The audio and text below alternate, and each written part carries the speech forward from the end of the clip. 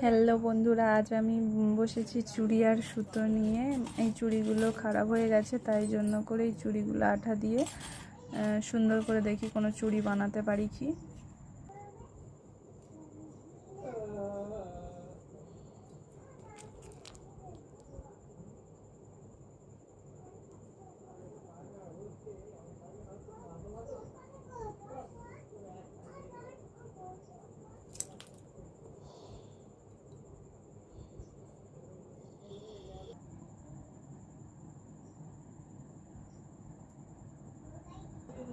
দেখো বন্ধুরা, এরকম মোটা করে নিতে হবে সুতোটাকে। কিছু ভাঁজ পেন্সিল দেখো ওদিকে আছে। দেখো সুতো মোটা করে নিয়ে নিয়েছি। এবার এই সুতোটা এই চুড়িটাও শুকিয়ে গেছে, দেখি জড়িয়ে নিই।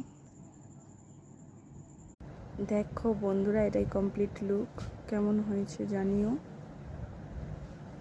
দেখো একটা সাইড একটু পুঁথি দিয়েছি,